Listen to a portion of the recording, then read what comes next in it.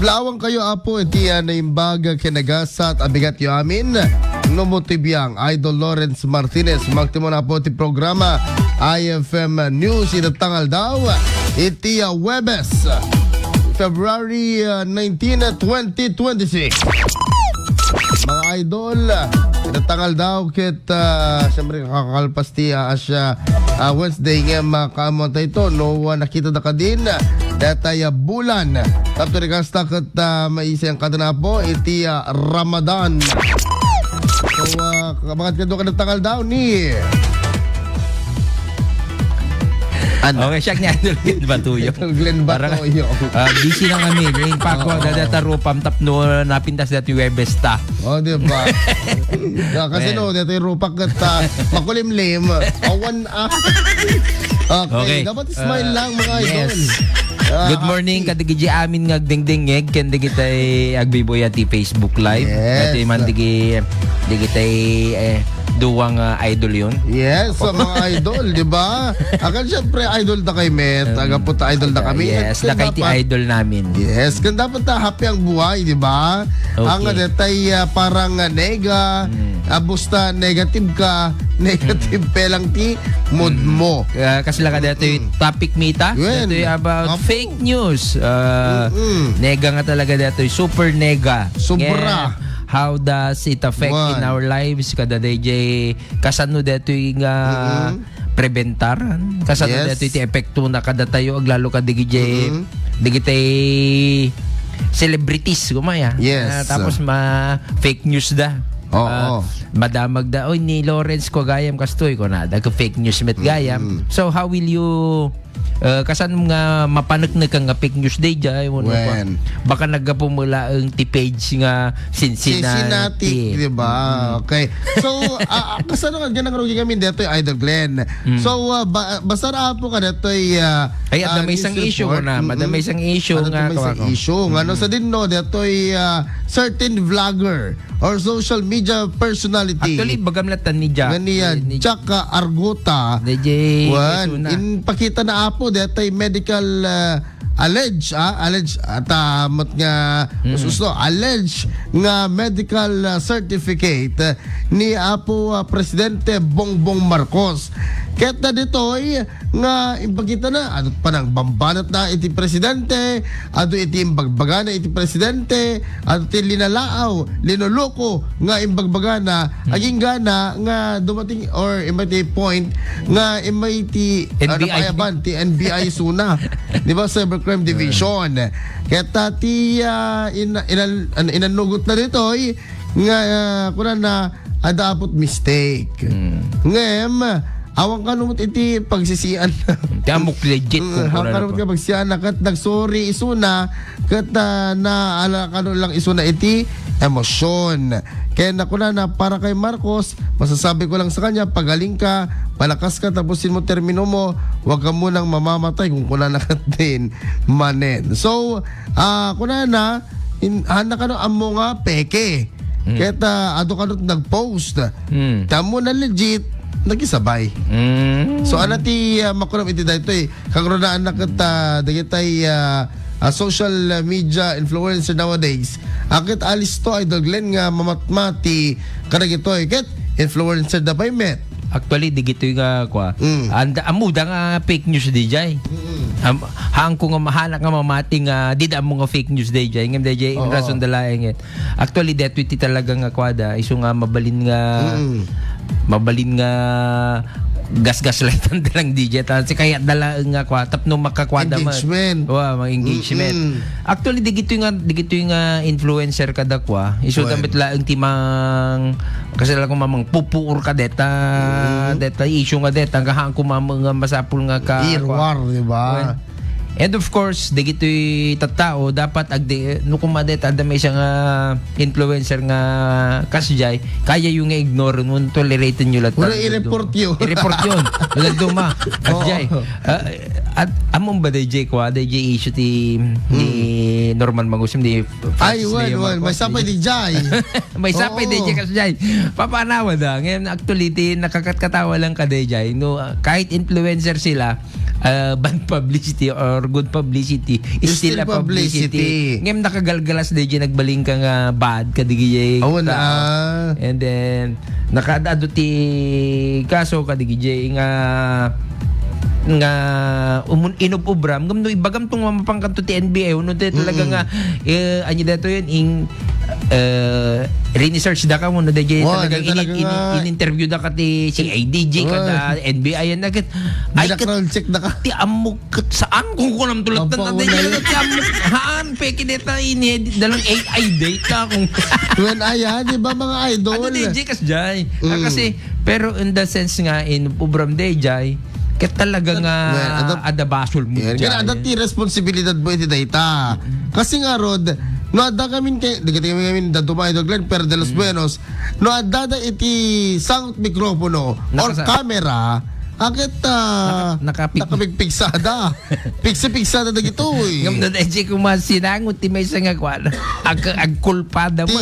Ti otoridad ko nam. Akit agkulpada mo lang kasi siyempre sinumot ti makayat gamin nga makaswan, di ba? Di kasudak ko ng Rod. Hamad, di ba mga idol? Kasi so nga Rod nga di ko nadan nga think before you talk.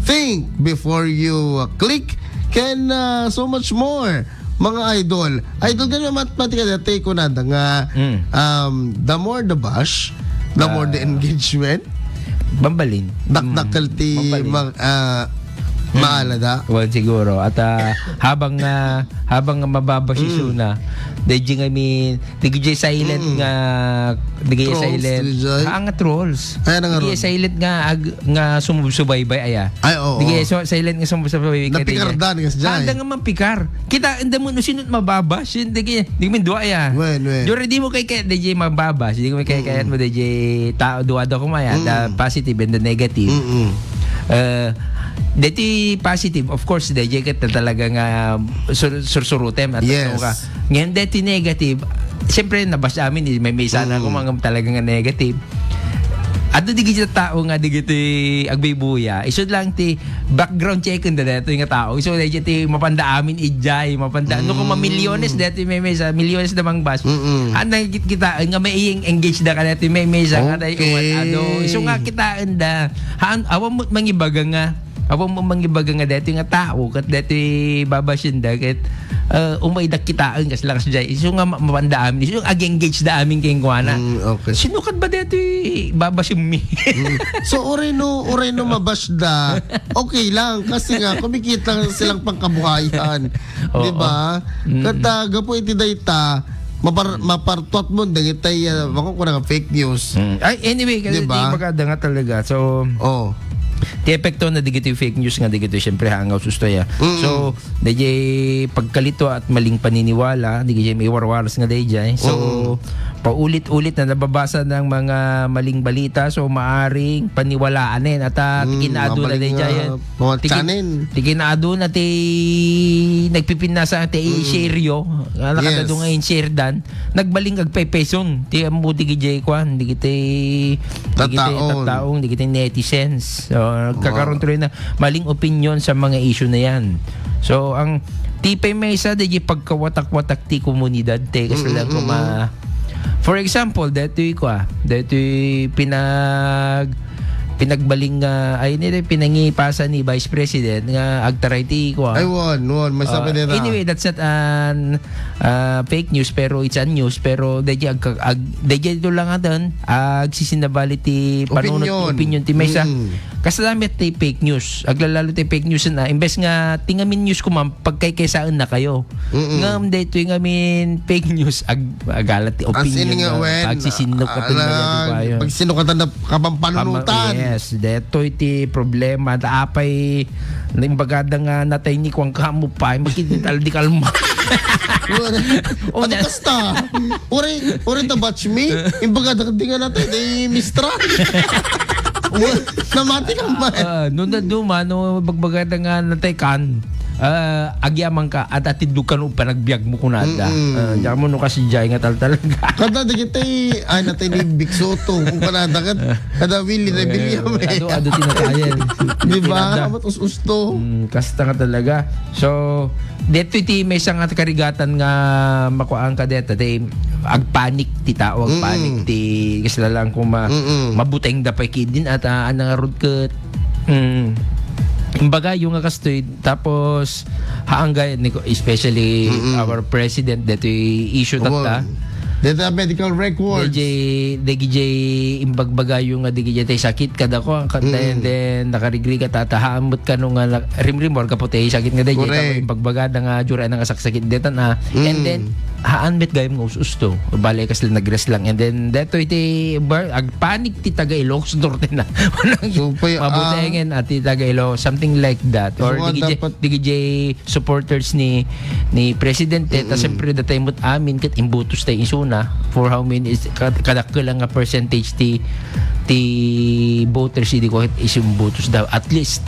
nagbutos da ken pati ni president vice president Sara idi nagdakkel ti kuada idi at least kita malawlawagan digiti kakastoy kuma ken hindi lahat dati den genyo haan amin apo nga digiti mai circulate iti social media ket kapatol-patol aya dapat dili makukunang verify or confirm aglalo no dayjay kumati talaga nga kuamon ket kas la reputasyon mo isu ti kas la maisugal isu ti na isugal itan dayjay kredibilidad mo kas la kuma ni Lawrence idi da kredibilidad na idi nga pinerdida idi ita awanen so which is usto ay usto dayjay actually dakas jay no inyus mo neta ang tultuloy nga maperperdi iti yanagan ni Idol Lawrence